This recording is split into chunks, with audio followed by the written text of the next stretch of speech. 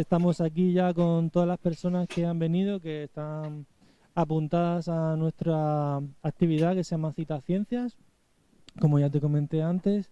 Y bueno, yo creo que ya es el momento de pasar la palabra a la gente y que tú, bueno, pues puedas participar también de esta conversación, ¿vale? Así que De si acuerdo. hay alguien que quiere hablar ya, algún comentario.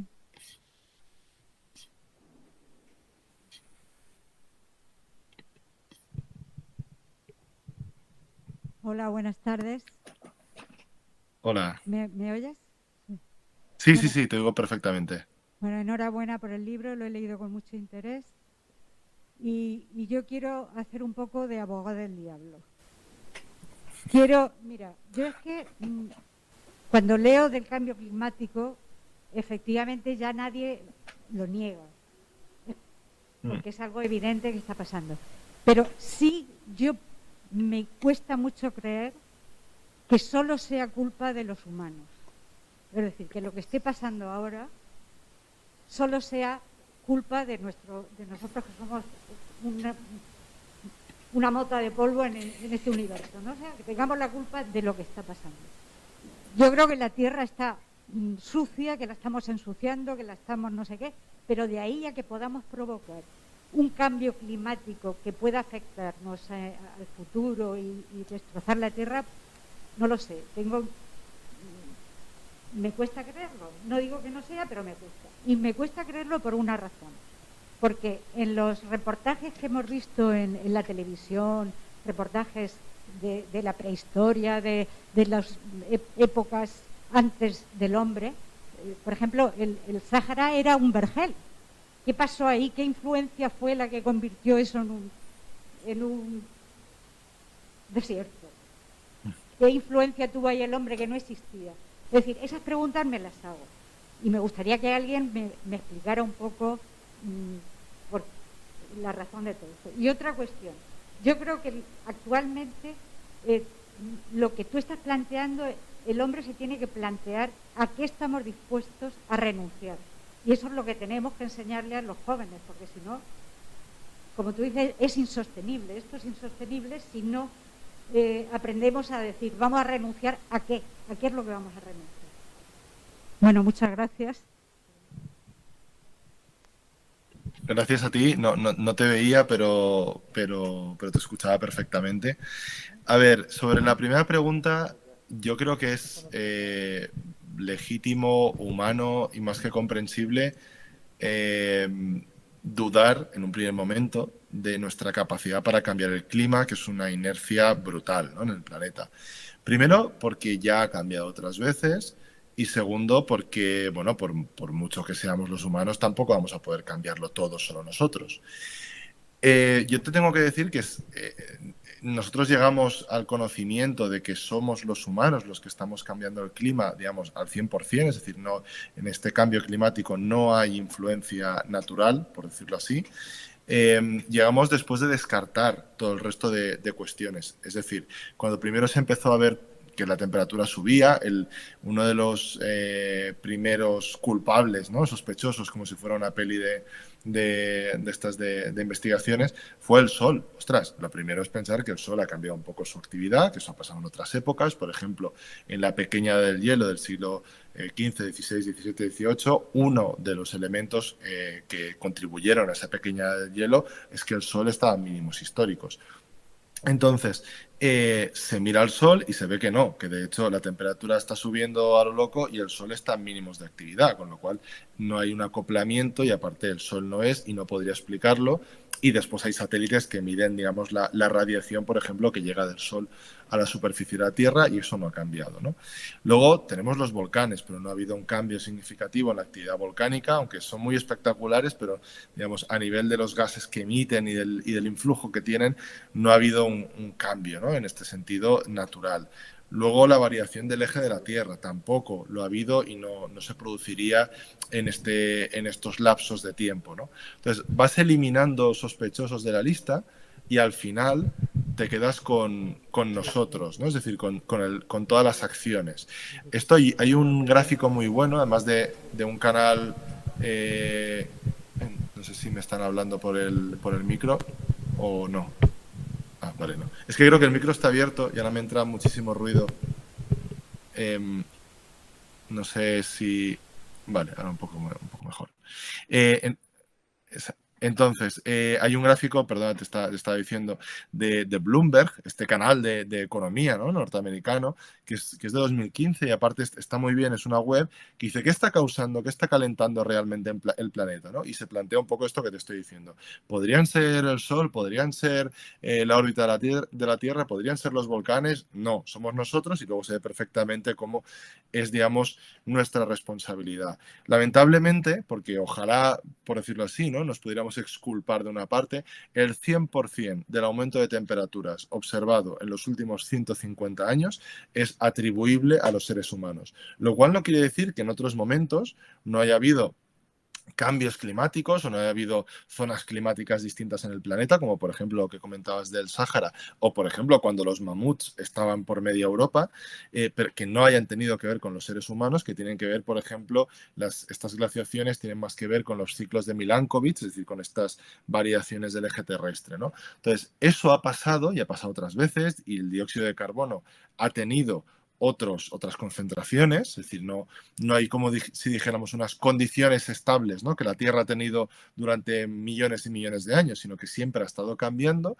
Lo que pasa es que este cambio tiene dos particularidades. Una, que estamos nosotros, es decir, que nos pilla a nosotros por medio, y dos, que está siendo a una velocidad absolutamente inaudita. No hay ningún cambio climático en la historia del planeta Tierra, ni ninguna subida de dióxido de carbono, ni ninguna alteración de los ecosistemas tan rápida como la que estamos viviendo ahora mismo. Entonces, todos, absolutamente todos los estudios dicen lo mismo, es decir, que el cambio climático es causado por los seres humanos, y de eso, bueno, si hace falta, y los organizadores te pueden hasta dar mi correo, yo te puedo enviar algunas, digamos, gráficas o elementos que en el libro, por ejemplo, opté por no poner, digamos, por ser más ágil. Pero vamos, no hay ningún género de dudas de que el cambio climático lo estamos causando nosotros, los seres humanos, y de que la responsabilidad es nuestra y de que no estamos amplificando, por decirlo así, un ciclo natural, o no es responsabilidad 50-50, ¿no? La mitad, digamos, la Tierra, la mitad nosotros. Somos una fuerza geológica, de hecho ya hay un libro de 1922 que habla de el ser humano como una fuerza geológica, es decir, que esta concepción que tenemos nosotros, estamos alterando una cantidad enorme de flujos en el planeta, desde el flujo del nitrógeno, del fósforo, por ejemplo, para fertilizar los cultivos, hasta el flujo de elementos, pues como pueda ser el aluminio o el hierro, hasta, por supuesto, el flujo del carbono, que es el que nos está llevando a esta situación. Y por lo segundo que preguntabas de lo que hay que renunciar, yo ahí no puedo estar más de acuerdo en que el cambio climático va más de nuestras renuncias que de nuestras acciones. Las renuncias son muy difíciles de hacer. A mí hay cosas a las que me cuesta mucho renunciar. Yo he disminuido mi consumo de carne, pero dudo mucho que lo pueda llegar a eliminar. Tampoco digo que haga falta, ¿eh? Digo que es uno de esos elementos que uno se puede plantear. O me resulta muy difícil renunciar al coche, o me resulta muy difícil renunciar a ciertas cosas. Cada uno tenemos un montón de cosas a las cuales o bien nos resulta imposible renunciar por cuestiones vitales, de organización, familiares, de trabajo, de lo que sea, o bien nos resulta muy difícil o muy poco apetecible. Es decir, yo puedo estar muy convencido de que no hay que coger muchos aviones y no los cojo. Pero eso no significa que me resulte fácil, me resulta muy difícil muchas veces, ¿no? Entonces creo que hay que inocular, en el mejor sentido de la palabra, y ahora que estamos con las vacunas, la mejor vacuna frente al cambio climático es inocular este cuestionamiento de un consumo acelerado, continuo y excesivo, y sobre todo aprender que uno como persona también se construye no solo en base a lo que tiene, a lo que adquiere, a lo que suma, sino también a lo que renuncia, a lo que dice que no. Y que esto de reducir, reciclar, reutilizar, hay R's que van delante, como por ejemplo repensar, redistribuir o rechazar, ¿no? Y que esto es algo que cuesta mucho trasladar, cuesta mucho que llegue, A mí a veces me asalta la duda de quién soy yo para decirle a la gente que haga o deje de hacer cierta cosa, ¿no? Porque yo mismo tengo mis incoherencias climáticas.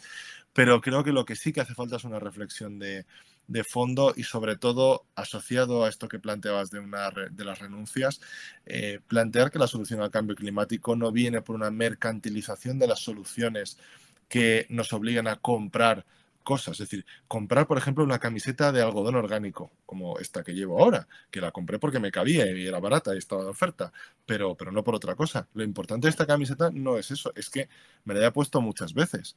La gente hace broma con que en las fotos de promoción del libro, y en la que está la solapa del libro, es con la camisa con la que ha aparecido en la tele, en los reportajes, en los periódicos, en Twitter, he estado un tiempo. Y digo, bueno, pues es que esta camisa, pues sí, lo bueno no es que la camisa sea buena o sea de algodón responsable, lo bueno es que te la pongas muchas veces, ¿no? Que renuncies a comprarte otras cosas. Por eso la solución no está en que lo compremos todo con sello sostenible, sino que el uso que le demos a las cosas que tenemos ya sea sostenible. Y sí, por supuesto, cuando necesites una camisa, comprarte la camisa. Yo no soy quien para decirle a la gente ni lo que tiene que comer o comprar o nada por el estilo, pero sí para decirle, que no todo es comprar la opción sostenible, que también hay otras, como tú decías, ¿no? Está la renuncia.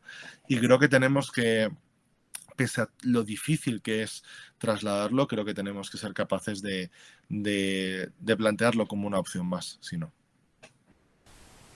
Pues Andreu, otra intervención por aquí. Hola. A ver, a mí me parece que con la pandemia nos hemos dado cuenta de que no interesa tener los sitios donde se fabrican las cosas muy lejos y a nosotros aquí, porque el lío este que pasó con los barcos fue descomunal. También el otro día oía a un experto decir que cada vez las empresas invierten menos en nuevas prospecciones petrolíferas y relacionadas con los combustibles fósiles. Entonces, leyendo tu libro, cuando hablabas del tecnooptimismo, me hacía gracia que yo llevo tiempo dándole vueltas a lo contrario, a que haya un tecnodesastre que nos obligue a cambiar nuestra forma de vivir, aunque no queramos. ¿Crees que eso puede pasar y que puede pasar antes de lo que creemos? Creo que puede pasar, espero que no pase, pero sí que creo que puede pasar. De hecho, el otro día discutiendo con una amiga sobre esto del cambio climático, ¿no? Y yo le decía, hay días, yo os lo confieso, hay días que uno se levanta muy bajonero y se levanta pensando que esto no tiene solución y que todo va mal, ¿no? La gente me colgó la etiqueta del optimista climático con el primer libro por lo de aún no es tarde. Y yo digo, no, yo no tengo optimismo, ¿eh? Yo lo que tengo es esperanza, que cuesta mucho trabajo tenerla y parto desde casi una base de pesimismo, ¿no? Con lo cual te entiendo muy bien lo que me decías, pero bueno, hablando con esta amiga, ella decía, es que si no hacemos nada, tal, es que igual ahí en 2050, 2060 la cosa está muy, muy fastidiada, y me mira y me dice, no, sí, a ver, yo estoy tranquila, yo creo que no va a llegar un colapso climático porque creo que antes va a pasar otra cosa mucho peor, sea una guerra, sea un desastre de cualquier otro tipo. Y les digo, hombre, pues qué consuelo me das, ¿no? Creo que esto que comentabas de los desastres y del tecnodesastre, creo que se puede relacionar con esas distopías que nos rodean, ¿no? A mí me encanta la ciencia ficción, me flipa.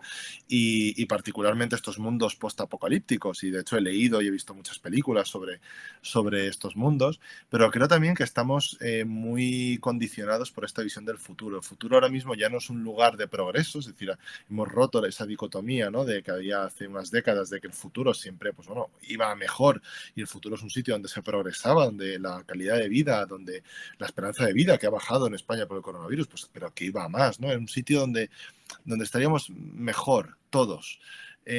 Ha pasado a ser un sitio al que no queremos llegar. Es decir, hemos pasado a querer exprimir al máximo, o mucha gente, ¿no? Al menos el presente, vivir en un hiperpresente o en un presente póstumo, como dice la filósofa Marina Garcés, para no enfrentarnos a ese futuro que puede estar lleno de desastres y que además, pues bueno, la televisión o la literatura nos lo muestran con mucha crudeza muchas veces, un futuro desastroso. Claro, yo ahí es verdad que conviven, y es muy interesante la pregunta, conviven esas dos lecturas, ¿no? Del futuro, desde el que cree que de alguna forma todo irá mejor, incluso que la historia de la humanidad siempre irá mejor, progreso, etcétera, a la gente que realmente tiene una sensación muy desagradable sobre lo que nos depara el futuro. Si te soy sincero, yo soy más proclive a pensar en negativo y a pensar en ese desastre que no necesariamente tiene que ser tecnológico. Soy capaz de imaginar muchos desastres, lamentablemente, pero también creo que ese desastre es solo una posibilidad.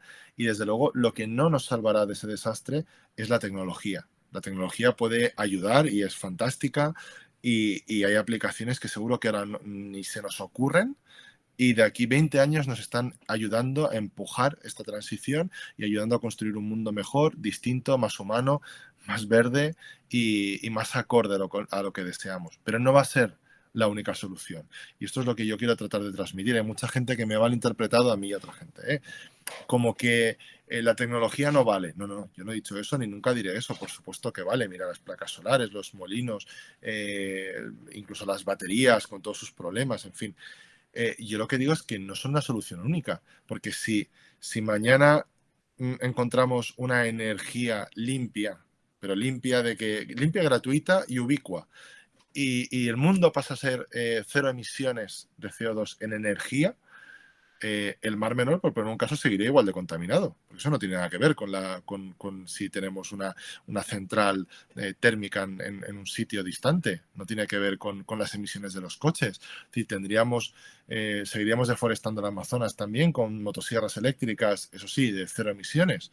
Es decir, que tengamos una fuente única, fantástica de energía limpia, y más allá de estos dos ejemplos tan simplistas que he puesto, no garantiza que tengamos una transición ecológica, porque eso hay que desligar también transición ecológica de transición energética. No son lo mismo. La transición ecológica es biodiversidad, es salud, es bienestar de las personas, es transición en pueblos, en ciudades, en agricultura, son ecosistemas, son los océanos, es un cúmulo de cuestiones que tienen que ver con el medio ambiente, pero sobre todo con nosotros, que tenemos que cambiar. La transición energética es una parte de la ecológica y además en particular no es solo cambiar un enchufe por otro, no es cambiar carbón por molinos eólicos, es cambiarlo, bajar el precio de la factura de la luz, que ninguna familia pase apuros para pagarla, es decir, justicia energética, es decir, es una serie de... Hay muchas ramas, ¿no? Y por lo tanto yo no soy tecnooptimista porque no creo que haya ninguna solución capaz de abordar a la vez todo esto. Creo que hay que ir a la raíz, un poco como decía antes, y creo que esos desastres, y en particular tecnodesastres, son posibles, pero que sean posibles también los convierte en evitables, no los convierte digamos, un designio divino y determinista que vaya a pasar sí o sí. Y creo que aunque cueste, tenemos que luchar. Yo lo hago todos los días contra a veces la sensación de que esto no tiene solución o de que vamos a seguir extrayendo petróleo hasta que nos ahoguemos en él, ¿no? Yo, aparte de las imágenes que han llegado, por ejemplo, de Perú digamos, toda la industria fósil, ¿no? Que sigue funcionando al 100%, es difícil no sentirse descorazonado ante esas noticias, pero creo que también tenemos que luchar por ello y contraponer.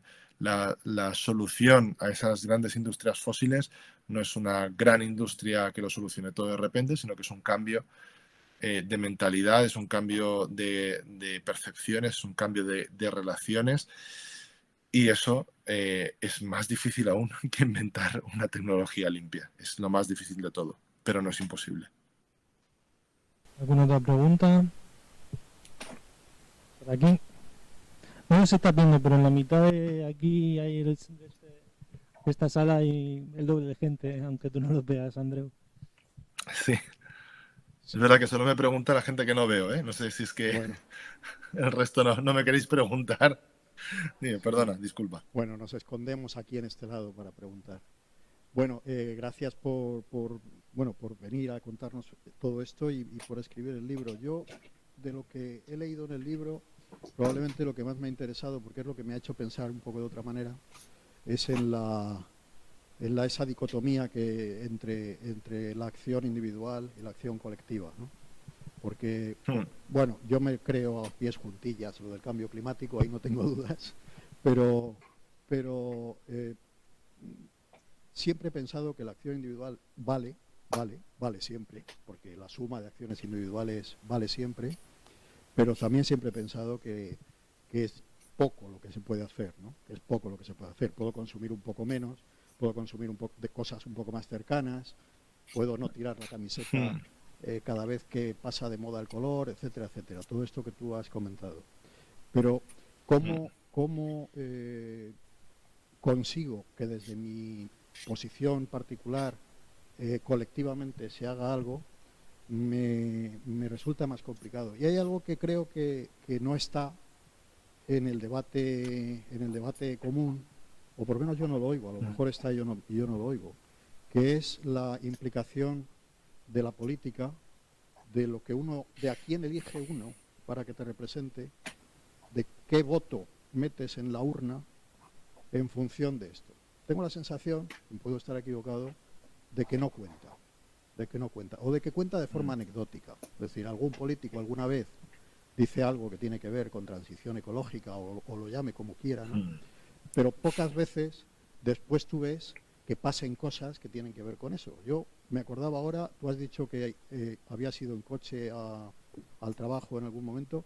Yo vivo a 12 kilómetros de Murcia, muy cerca. Siempre había ido en autobús. Porque había autobús. De repente, alguien, y ese alguien es un político al que hemos elegido nosotros, ¿no? Le hemos metido la papeleta, en este caso probablemente equivocada, y ese político ha decidido que ya no hay autobús. Entonces, desde hace años yo voy en coche, pero voy en coche porque no tengo otro remedio. Es un ejemplo, no es lo importante de lo que estoy diciendo. Lo que me interesa es el debate, qué piensas sobre el debate este de cuál es la implicación de cada uno de nosotros en el momento de elegir a nuestros representantes, y no solo eso, sino después de exigirles a nuestros representantes, o dicho de otra manera, de no tolerarles a nuestros representantes que no metan en el centro de la acción política este asunto del cambio climático. Gracias. Pues gracias por tu pregunta, porque además, bueno, pregunta y reflexión, que creo que es muy pertinente. A ver, también es verdad que en el libro no lo trato quizás tanto, bueno, creo que sí, creo que se trata, ¿no? Creo que a la vez que es un lugar común, es curioso, porque a veces yo cuando lo escribía me parecía que era un lugar común, como la acción más importante es votar, pero a la vez es real y es verdad, ¿no? Pero no solo votar, es un poco justo lo que tú has dicho, también es exigir, no es cuestión de votar. La democracia y lo que debería ser la democracia no es meter una papeleta cada 4 años y olvidarte y decir, bueno, pues mira, me he equivocado o qué bien, ¿no? Que hayan salido estos, sino que es exigirles y demostrarles que esto nos importa. El problema real es que, primero, hay muy pocos incentivos reales digamos, a nivel político, sobre todo en determinados cargos, para actuar de verdad, porque muchas veces, y esto he tenido la suerte también de que me lo han transmitido directamente, alguna gente con la que he podido hablar y se podía hablar, muchas veces se percibe como algo negativo. Es decir, cuando tú eres un concejal o un consejero digamos, de una rama que haces cosas propositivas y constructivas, en el sentido de, pues voy a hacer una carretera aquí, o voy a hacer pues las fiestas del pueblo, ¿no? Eso es súper agradecido. O si eres el de sanidad en una época pues que no te tocó aquí y, oye, pues estás aumentando plantilla o has abierto un ambulatorio. Es decir, son cosas todo que pueden dar lugar a cosas chulas. Pero claro, el que se encarga de movilidad o el que se encarga de basura o que se encarga de... Ostras, ¿y quién pone el puerta a puerta, ¿no? La recogida puerta a puerta, o pone, digamos, más vigilancia sobre la separación de residuos? ¿Y quién pone el carril bici que se le van a rebotar o peatonaliza? Que luego son cambios que después nadie revierte, porque esto también he tenido la suerte de hablar con mucha gente, y muchos alcaldes y concejales que han peatonalizado algunas calles y algunos sitios, y es muy raro, por decir que yo no conozco a nadie, que han revertido después y que la gente al cabo de un par de años o 5 años diga, no me quites la peatonalización, que esto es una maravilla, ¿no? Entonces creo que es verdad que hay que exigir, porque el problema está en que al final acabamos votando, supongo, por condicionantes muy diferentes a las cuestiones ambientales. Y sí, este partido, pues oye, no lo hace bien, pero mi voto yo lo elijo en base a otras cosas, ¿no? No digo el mío, digo en general, ¿no? Digamos, como figura. Entonces, creo que lo importante no es tanto votar, que para mí es muy importante, sino sobre todo después exigir, porque también corremos el peligro, y eso ha pasado y en algunos casos, de partidos pues que hayan optado o hayan hecho bandera de la transición ecológica, de la emergencia climática en algunos momentos, se hayan presentado y hayan obtenido un buen resultado y luego no hayan apostado realmente por esto. Ya no solo castigar, por decirlo así, al partido que no lo tenía en el programa, sino al que sí que lo tiene, decirle, oye, ¿dónde está esto? ¿No? Que te votamos pensando en esto. Creo que la política es fundamental, y después también no solo es votar, también es, uno se puede implicar afiliándose a un partido. Yo no milito en ningún partido, no, porque no sé si con la caña que les doy a muchos me querrían aceptar, pero sobre todo también porque he tenido la suerte de poder hablar con ellos, interlocutar con gente muy diversa, y la verdad es que tengo que decir que mi experiencia personal ha sido bastante positiva en lo que al menos resulta el poder hablar con ellos. Yo he llegado a comparecer en las Cortes Valencianas y he tenido un trato también pues muy agradable con la inmensa mayor parte de parlamentarios con los que interactué, pero luego hay que ser consciente, hay que exigir y hay que recordar los compromisos. Y yo lo que percibo, y por ahí había empezado la respuesta, es que muchas veces la gente usa que esto sea un tema político para desentenderse. Me explico. Es que, total, si los políticos no hacen nada, no digo que sea tu caso, ni mucho menos, pero que al final es una cosa como que desliga, ¿no? Como que sí, está muy bien esto, pero realmente tiene que ser una cosa política, y como no lo es, y como no está sobre la mesa, pues da igual, ¿no? Todo el resto. Y yo creo que la política, igual que decía antes, y tú también creo que lo comentabas, lo de la acción individual versus la acción colectiva, los políticos no son extraterrestres venidos de otro planeta que han llegado aquí y nos han colonizado, ¿no? Y están aquí mandándonos. Son gente súper normal, incluso los que peor nos caen son gente bastante normal, que los hemos puesto nosotros. Bien sea con nuestro voto, bien sea con nuestra abstención, bien sea con nuestro lo que sea, ¿no? Pero los hemos puesto nosotros.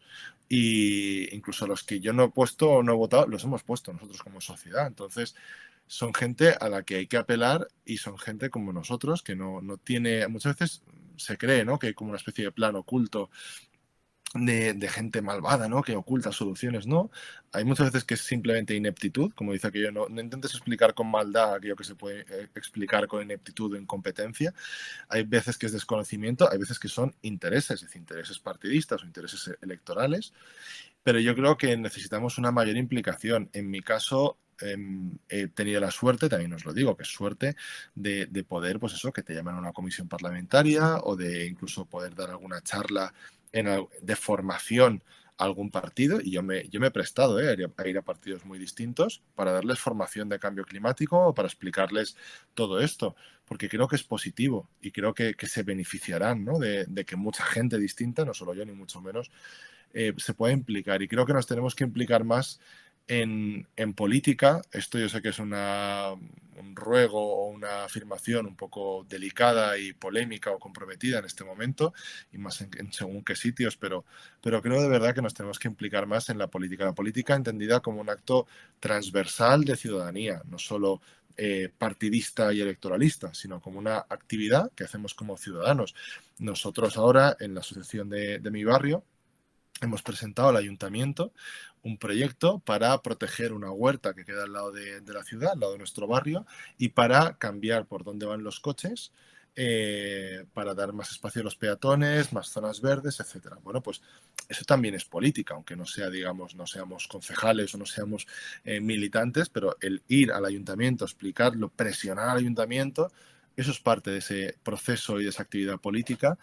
Y yo creo que allí donde nos sintamos cómodos, allí donde tengamos una oportunidad, creo que tenemos que trabajar ese activismo.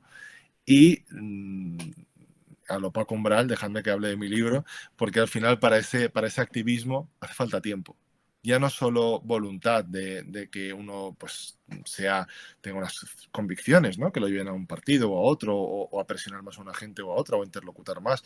Hace falta tiempo, porque si uno llega a casa después de un trabajo agotador y precario a las 7:30, 8 de la tarde, después de haber cogido un autobús que no pasa nunca, y encima tiene que dedicar esa hora y media que le queda antes de cenar a una reunión con otra gente, a ver si deciden, no sé menos, pues yo entiendo que la gente pues tiene hijos o tiene padres o se tienen a ellos mismos o quieren hacer un poco de deporte o simplemente quieren descansar porque están reventados.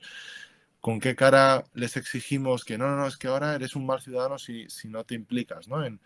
Lo que hay que hacer es dar más tiempo, más espacio para permitir esto también. Yo conozco muchos amigos y a mí mismo me pasa que no puedo participar tanto de cuestiones colectivas, pues desde clubs de lectura hasta asociaciones de vecinos o manifestaciones o protestas por pura falta de tiempo, ¿no? Entonces yo creo que ahí parte de esa solución está ahí y sobre todo, y acabo porque me he enrollado con tu pregunta un montón también, sobre todo tratar de llenar de contenido las palabras sostenibilidad, las palabras emergencia climática, las palabras que hacen referencia a esta transición ecológica. Es decir, si nos lo creemos, tenemos que llenarlo de contenido. Y desgraciadamente, en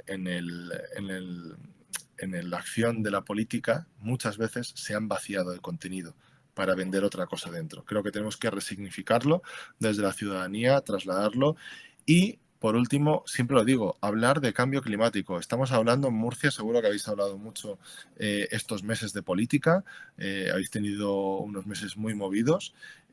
Hablamos todo el rato de que si las pensiones, hablamos de que si Cataluña, hablamos de las elecciones, ahora elecciones en Castilla-La Mancha, y no hablamos de cambio climático.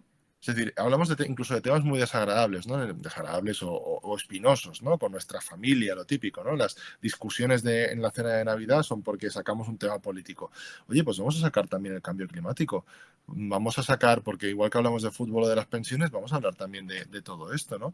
Y vamos a perderle el miedo a posicionarnos o a ser los bajoneros, ¿no? Que están en un grupo de amigos, hostia, ¿ha tenido que sacar el cambio climático? Pues sí, igual que nos enfadamos o discutimos hablando de otros temas, y creo que eso también forma parte de la política y del debate político, aunque se dé en una esfera más privada. Y creo que todo eso puede generar un magma que al final acabe trasladando la sensación de que esto es importante, porque al final, si algo se ha conseguido y si algunas palabras se han incorporado a ese vocabulario político como transición ecológica, ¿no? Que ahora forma parte de ministerios, de consejerías, de concejalías, es porque ha habido una presión social y porque ha habido una lectura por parte, sobre todo de los partidos, de que esto le interesaba a la gente. Pues hay que seguir demostrando que esto nos interesa, que esto es importante, que vamos a votar en consecuencia y sobre todo que vamos a vamos a exigir, perdón, durante todo el ejercicio de su poder. Otra pregunta por aquí. Hola, buenas tardes.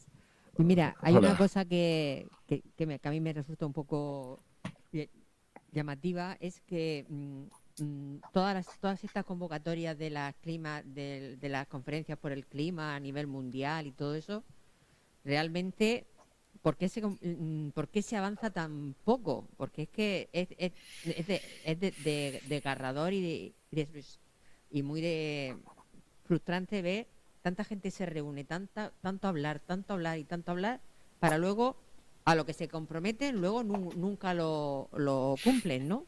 Entonces, ¿para qué? ¿Realmente son efectivas? No lo son, no sé hasta qué punto merece la pena, no sé, por dónde si influyen algo o no influyen. Y hay una cosa que también me llama la atención y no sé si forma parte de este cambio climático también, el que seamos tantísima gente en el mundo y tanta gente hay que alimentar, tanta gente, eso ha influido en los últimos 150 años, que es cuanto más ha aumentado la población en estos cambios de consumir, porque claro, se necesita mucha más alimentos, mucha más, y todo eso ha ido transformando la forma de cultivar, la forma de comunicarse y todo eso. Vale, era solamente esas dos cuestiones.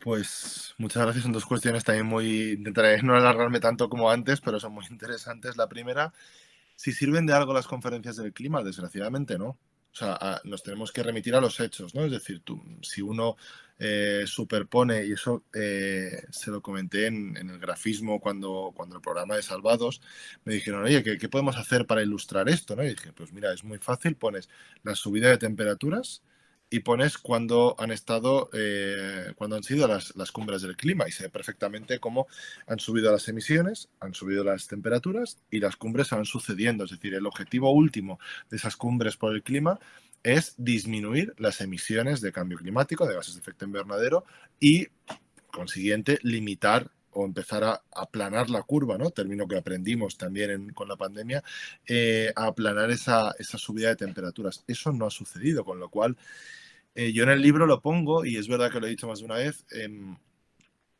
creo que las cumbres por el clima no nos sirven. Y es muy triste decir esto, porque son la mejor herramienta que tenemos hasta el momento. Fíjate, esto nos da una idea de lo mal que estamos, con perdón, porque si esto es lo mejor que tenemos, y las dos cosas son ciertas, que no funcionan y que son lo mejor que tenemos. ¿Qué pasa? Que hay muchos países que no tienen incentivos, ¿no? Para realmente para hacer nada. Aparte de la época de Estados Unidos de Donald Trump, ¿no? Hay muchos países que... Esto es un juego, esto además en matemáticas, ¿no? Con la de teoría de juegos y todo esto. Aquí solo ganamos si lo hacemos todos juntos a la vez. Entonces empiezan a aparecer los pensamientos de, oye, ¿y si yo lo hago súper bien, pero otros no? ¿Y si yo no sé menos? Al final hay que hacerlo todos y tienes que hacerlo sí o sí. Es un poco lo que intenta hacer la Unión Europea, que con sus múltiples fallos, carencias y retrasos, es lo mejor que tenemos en el mundo en este momento, la acción climática. Entonces, de lo que se trata es de coger y de que de un grupo cada vez más grande de países, sobre todo los países ricos, que son los que tienen más responsabilidad histórica, sean capaces de moverse más rápido. ¿Por qué? Pues porque si no, ¿tú con qué cara le dices a la India, que está poniendo electricidad a centenares de millones de personas desde hace 20 años, que no, es que ahora no podéis seguir poniendo electricidad, no podéis seguir poniendo alcantarillado, que nos quedamos aquí, ¿no? En este nivel de desarrollo todos? No, perdona. Nosotros tenemos más responsabilidad, tenemos que reducir mucho. La India, de hecho, tiene margen para seguir aumentando las emisiones. Incluso en los acuerdos en general se asume que India va a seguir subiendo, es normal. Son mucha gente y de eso hablamos ahora luego. Y aparte, pues bueno, cada vez más y están modernizándose, aumentando su nivel de vida. Pero la cuestión es que lleguemos a un acuerdo realizable. Y el problema está, que hay unos lobbies enormes de las empresas de fósiles, digamos, de combustibles fósiles, que tienen unas delegaciones descomunales, centenares de personas dedicadas a torpedear los acuerdos, tal cual. Y luego hay algunas grandes economías que no tienen el más mínimo interés. Estados Unidos, a pesar de que haya habido un cambio, tiene relativamente poco interés, antes no tenía ninguno. Canadá, Australia tiene uno de los gobiernos más negacionistas del mundo, o Rusia, por ejemplo, o otros países, entre otros también, por supuesto, ¿no? El Golfo Pérsico, todos los productores de petróleo, etcétera. Entonces, hay una cantidad digamos, de incentivos perversos en los cuales los países ricos no quieren quedarse atrás, quieren seguir teniendo su ventaja competitiva con respecto a los países pobres.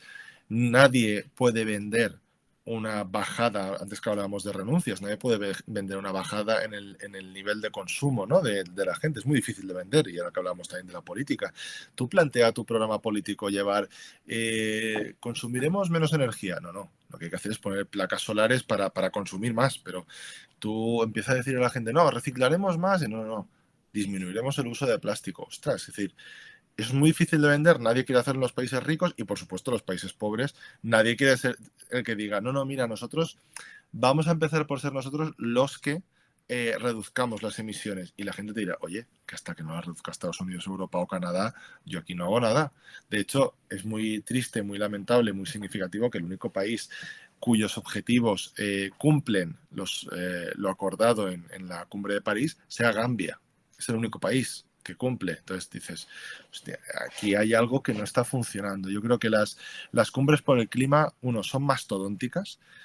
Yo estuve en la de Madrid, estuve en la parte, digamos, no de negociaciones, porque iba como técnico de una fundación a ver un poco algunas cosas, y yo básicamente lo único que era capaz de ver era Iberdrola, Endesa, Naturgy y tal. Son unos letreros enormes, los que más habían pagado, los que más presencia tenían, ¿no? No puede ser que alguien vaya a una cumbre del clima y lo primero que se tropiece sea eso. Y sobre todo no puede ser que haya que reunir a 20.000 personas en un sitio en el que también van algunos con jet privado, con no sé menos, con miles de coches, porque simbólicamente es muy negativo, ¿no? Y al final yo creo de verdad que el multilateralismo es la única opción, porque o acordamos todos o esto no va a ningún sitio, pero también creo que las cumbres por el clima, tal y como están planteadas hasta el momento, están demostrando ser ineficaces, aunque me duela y aunque piense que son lo mejor que tenemos. No han sido eficaces. Vamos a ver si la cumbre de Egipto de este año consigue enmendar un poco a Glasgow, pero claro, siempre estamos con, y el año que viene lo haremos mejor, y el año que viene ya del todo, seguro, súper bien. Y yo tengo aquí un poco el corazón partido también porque conozco gente que va a las cumbres del clima, conozco gente que curra muchísimo, que se quema las pestañas de intentar llegar a acuerdos, de intentar posicionar temas y que son muy posibilistas. Dicen, hombre, al menos es que estamos hablando de esto o al menos hemos conseguido una reducción un 10% superior, ¿no?, a lo que pensábamos. Pero eso no quita que siempre acabe siendo insuficiente. Entonces yo creo que yo me enfadé mucho con la cumbre de Glasgow, creo que fue la pérdida realmente era la última oportunidad que teníamos para que fuera creíble, escribí varios artículos al respecto y no me puedo quitar el sabor amargo de la boca, porque al final es verdad que las cumbres anteriores, la de París era como, guau, París, el movimiento juvenil que salió esta protesta del 18 al 19, en el fondo era una protesta porque se veía que lo acordado en París, que era tan potente, no se estaba aplicando. Entonces, la cumbre del 19 que se celebró en Madrid fue un poco de impasse, pero la siguiente cumbre, que era la del 20, que tenía que haber sido la de Glasgow entonces, tendría que haber sido la que condensase toda esa protesta social, la que diese respuesta a todas estas palabras de emergencia climática, etcétera, ¿no?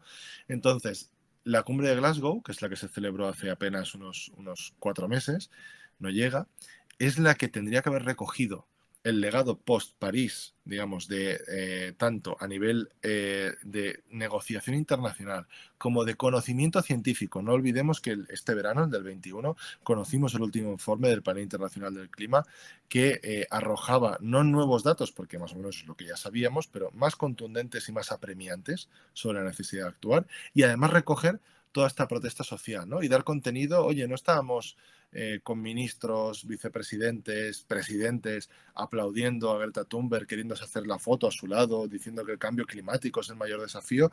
Ahora tenían la oportunidad de demostrarlo, no han sido capaces, con lo cual yo, porque me obligo a ello, tengo esperanza y construyo la esperanza y me cuesta mucho de que en Egipto serán capaces de seguir mejorando estos acuerdos. Lo bueno del marco del Acuerdo de París es que permite una renovación constante y un aumento de esos compromisos y lo que se llama esas contribuciones nacionales de los países, pero tengo una cierta desconfianza.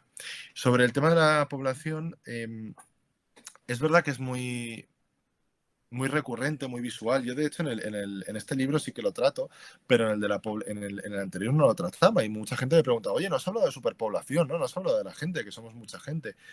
La cuestión es que no es que no influya, ¿eh? Claro que influye. Si somos 8.000 millones de personas, consumimos más y tenemos más demanda de alimentos, de agua, de todo, que si somos 2.000. Pero la causa fundamental del cambio climático no radica en cuántos millones de personas seamos, porque el 10%, menos aún, el 1% de la población más rica emite y consume como el 50% más pobre. Y el 10% más rico emite y consume como el 90% más pobre. Entonces, no es una cuestión de que seamos mucha o poca gente, sino de que hay algunas capas de la población mundial, en Europa, Estados Unidos, Canadá, Australia, Japón, etcétera, que consumen muchísimo. Entonces, no es un problema de que haya, por un caso, ¿no? 40, 50 millones de nigerianos de más, porque es muy peligroso también empezar a decir quién sobra y quién no sobra, sino que hay un porcentaje de gente que consume muchísimo. Evidentemente, si hablamos de que esos 8.000 millones de personas que somos en el planeta tuviesen el consumo medio que tienen en Kenia, en Camboya o en Perú, digamos, o de emisiones, no tendríamos un problema. Igual tendríamos un problema de haber transformado en agricultura pues muchos espacios naturales, eso seguiría estando ahí, pero no de tanto de cambio climático, ¿no? El problema no está el problema de la superpoblación, sino que es un problema del nivel de consumo. Y ese problema, esa causa, radica sobre todo en los países ricos y en las capas más ricas de estos países, que son las que llevan un ritmo de vida pues con emisiones varios órdenes de magnitud superiores a lo que existe, ¿no?, en otros países del mundo. El ejemplo más paradigmático, creo yo, son los supermillonarios estos que se van al espacio 10 minutos y en el ratito que están ahí arriba emiten tanto como 300 personas de Marruecos en un año, ¿no? Entonces, esto hay que contextualizarlo y sobre todo yo creo que la cuestión de la superpoblación, que en su momento tuvo yo creo que tuvo mucha prédica y tuvo mucho impacto mediático, ¿no? En los 70, la bomba de población y cómo nos alimentaremos y todo esto, con la cuestión del cambio climático, no es que no sea relevante, pero desde luego no es la más relevante de las variables que podemos considerar. ¿Otra pregunta? No, sí. Bueno, Andreu, parece que no hay más preguntas. Así que nada, muchas gracias por tu aparición. Me voy a poner aquí que me veas. Muchas gracias por estar con Sí, nosotros hoy, esta tarde, en nuestra actividad de Citas Ciencias.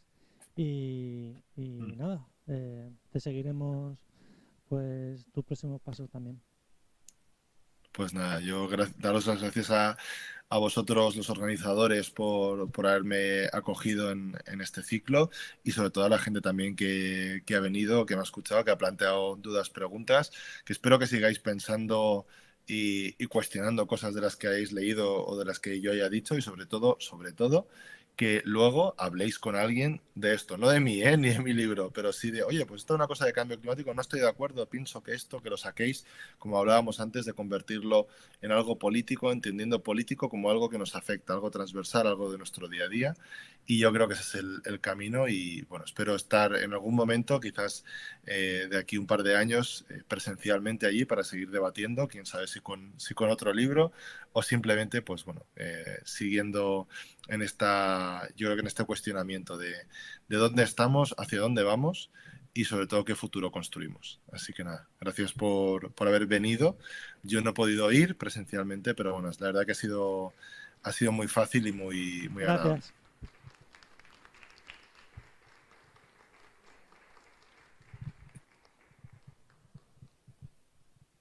Bueno, pues